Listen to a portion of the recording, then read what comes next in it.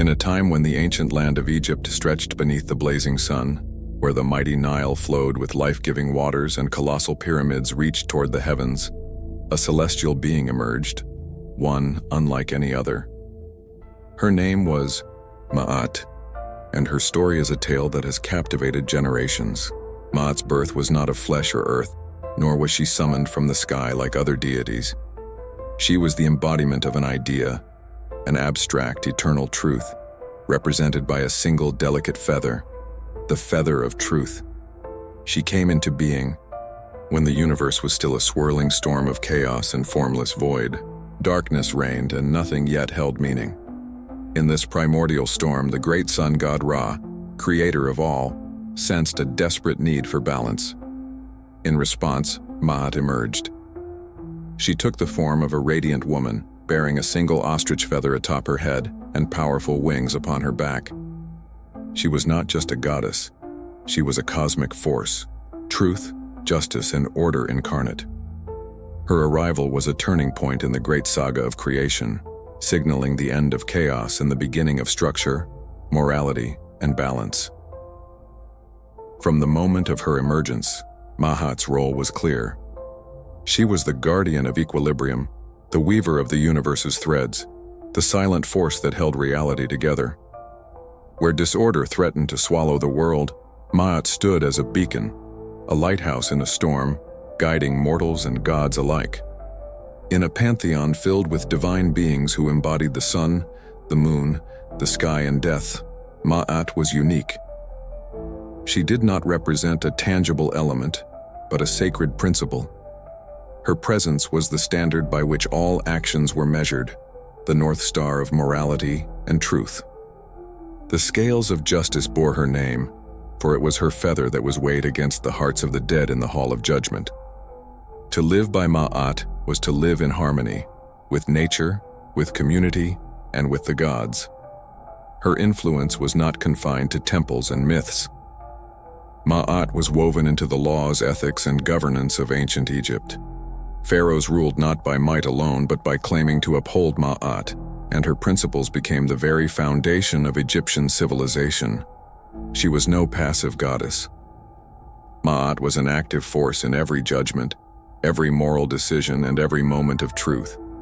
She ensured that justice was not only a divine concept, but a lived reality. To the ancient Egyptians, living according to Ma'at was not just noble, it was necessary. To ignore her was to invite chaos, but to embrace her was to secure harmony, prosperity, and eternal peace. The pharaohs, considered the living representatives of Ma'at on earth, were entrusted with upholding her principles in every aspect of their rule. Their duty was to maintain justice, truth, and order in the land. This sacred responsibility informed their every decision and action as they sought to lead their people in harmony with the cosmic order. Ma'at's principles were not confined to grand temples or celestial events. They were woven into the very fabric of daily life. The Egyptians strove to live in accordance with Ma'at, upholding the values of truth, justice, and balance in their interactions with one another. This commitment to Ma'at fostered a society where fairness and integrity were not mere ideals but lived experiences. The concept of the afterlife was not just a belief among the ancient Egyptians, it was a cherished and central tenet of their culture. At its heart lay the idea that life on earth was but a transient phase, a prelude to the eternal journey that awaited in the realms beyond. Ma'at played a pivotal role that resonated deeply with the hopes and aspirations of every soul. As individuals reached the end of their earthly journey, they found themselves at the threshold of the afterlife. Here, a celestial juncture awaited them. This place was known as the Hall of Truth, and this was where the judgment of Osiris would take place. Ma'at's presence was not merely symbolic but palpable. Here, in the presence of the 42 judges, the Ma'at and Osiris, the deceased individual would be judged according to the 42 laws of Ma'at, also known as the negative confessions. These laws were the following: I have not committed sin. I have not committed robbery with violence. I have not stolen. I have not slain men or women. I have not stolen food. I have not swindled offerings. I have not stolen from the gods. I have not told lies. I have not carried away food. I have not cursed. I have not closed my ears to truth. I have not committed adultery. I have not made anyone cry. I have not felt sorrow without reason. I have not assaulted anyone. I am not deceitful. I have not stolen anyone's land. I have not been an eavesdropper. I have not falsely accused anyone. I have not been angry without reason. I have not seduced anyone's wife. I have not polluted myself. I have not terrorized anyone. I have not disobeyed the law. I have not been exclusively angry. I have not cursed the gods. I have not behaved with violence. I have not caused disruption of peace. I have not acted hastily or without thought. I have not overstepped my boundaries of concern. I have not exaggerated my words when speaking. Have not worked evil. I have not used evil thoughts, words, or deeds. I have not polluted the water. I have not spoken angrily or arrogantly. I have not cursed anyone in thought, word, or deeds. I have not placed myself on a pedestal.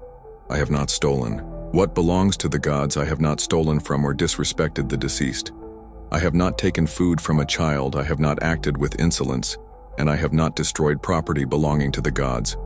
One would need to recite these 42 negative confessions as a declaration of innocence, stating that they did not break these laws during their lifetime. At this profound moment, the heart of the departed would be laid bare both in a literal and symbolic sense. The heart, revered as the seat of one's emotions and moral compass, was a reflection of the soul's journey on earth.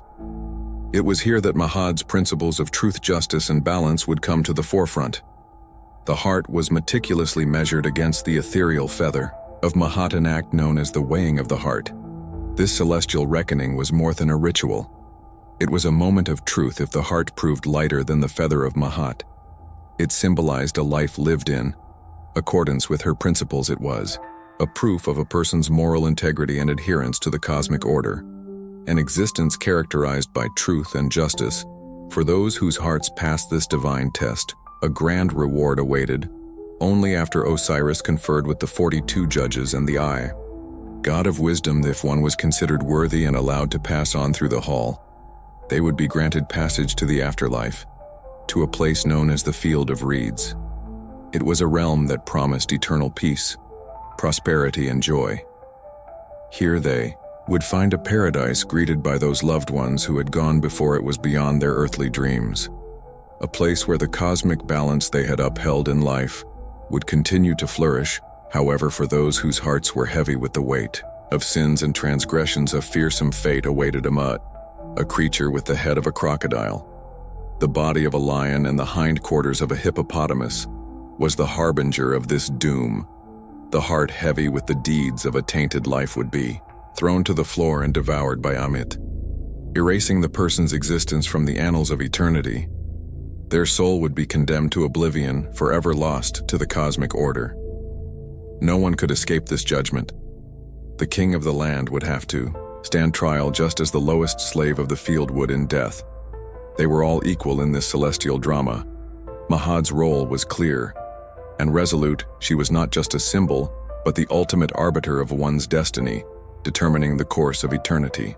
Her principles of truth, justice, and balance were not merely guidelines, but the very essence of cosmic law that determined the path a soul would walk in the afterlife. The reach of Mahad's influence was nothing short of astonishing. It extended far beyond the sacred temples and into the very core of Egyptian society.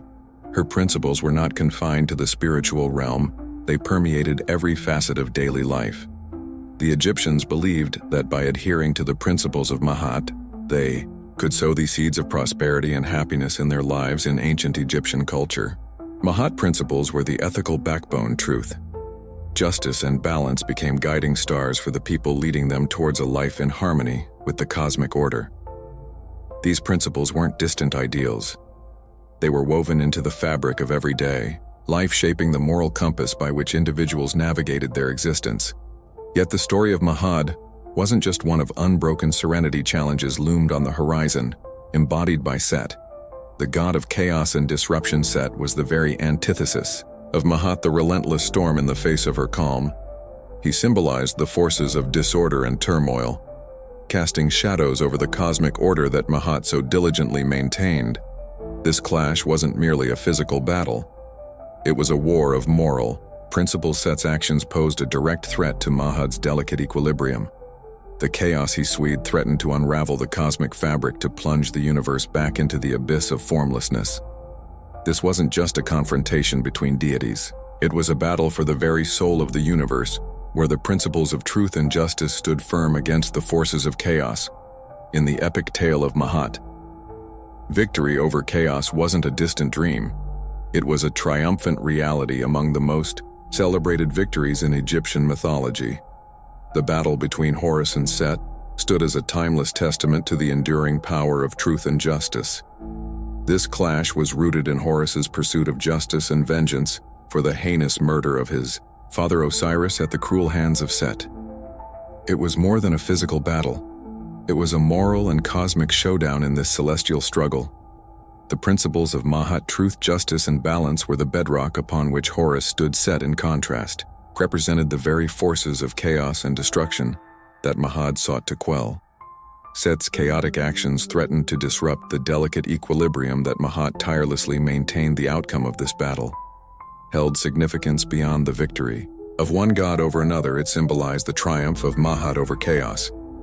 Mahat's principles of truth and justice were on the front lines, embodying the enduring struggle for balance, and order, as the battle raged on. The victory of Horus over Set symbolized the ultimate triumph of truth over deception. It stood as a shining example of Mahat's principles prevailing over the chaos that sought to engulf the universe. The story of the battle between Horus and Set was not just a myth, but a reflection of the eternal struggle between order and chaos, good and evil, that plays out in the hearts of humanity throughout time. It was a reminder that even in the darkest hours, truth and justice could rise above the discord and usher in a new dawn, upholding the cosmic balance that Mahat cherished above all else. In the heart of ancient Egypt, where life revolved around the rhythms of the land and the sky, the Nile River flowed majestically, a lifeline of Mahat's influence. The Egyptians did not merely see the Nile as a river, but revered it as a living embodiment of cosmic harmony. The annual inundation of the Nile was not just a natural event. It was a divine spectacle, a profound reminder of the consistent and balanced nature of the universe. To the people of Egypt, this was not just water. It was a manifestation of Mahat's power, a cosmic gift bestowed upon them every year as the Nile overflowed its banks. It brought with it a gift of rich, fertile soil. This inundation was far from a random event. It was a testament to the enduring significance of Mahat in the lives of the Egyptians. It was a miracle of renewal, a celestial act of cosmic benevolence that allowed life to flourish in the otherwise arid desert landscape of Egypt. The regular flooding of the Nile was not just a natural occurrence. It was celebrated as a divine phenomenon. This annual cycle mirrored the cosmic order upheld by Mahat. Just as the Nile's inundation was dependable, cyclical, and balanced, so too was the principle of truth and balance that Mahat represented. The connection between Mahat and the Nile was profound and inseparable. It was a reminder that cosmic order was not a distant and abstract concept, but an integral part of the Egyptians' daily existence. The Nile's bounty sustained their crops and allowed their civilization to prosper. The Nile was a testament to the enduring cycle of creation and renewal, a visible reminder that the cosmic balance Mahat upheld extended into every aspect of life in ancient Egypt. In the intricate web of Egyptian mythology, Mahat's presence was indispensable. She was not a solitary figure, but an integral part of the cosmic order, a guiding principle that held the pantheon of gods and goddesses. Together, the pharaohs were considered the earthly representatives of Mahat and played a pivotal role in upholding her principles. Their rule was governed by justice and truth, ensuring the prosperity and well-being of the Egyptian people. Mahat's influence extended far beyond the spiritual realm. It was interwoven into the governance of Egypt itself. In the lives of the people, Mahat's principles influenced every aspect of daily existence. The society they built was founded on fairness, integrity. In the pursuit of balance, this sacred concept was not confined to temples and rituals, but infused into the very soul of the civilization. Mahat's interactions with other Egyptian gods for the most part were not confrontations, but harmonious collaboration. Each deity had a unique role and attributes, and they coexisted within the cosmic order. Recognizing the importance of Mahad's principles together, they ensured the enduring stability and prosperity of Egypt, a living testament to the power of cosmic balance. And justice, the story of Mahad from her birth in the midst of cosmic chaos to her enduring relevance in the ancient and modern world, is a testament to the timeless human yearning for balance, fairness, and truth. Her story transcends time and place, offering a glimpse into the enduring quest for harmony. In a world that often teeters on the edge of chaos, Hot story is an eternal reminder that even in a world filled with disorder, we can strive to live in accordance with truth, justice, and the enduring principles of Mahad.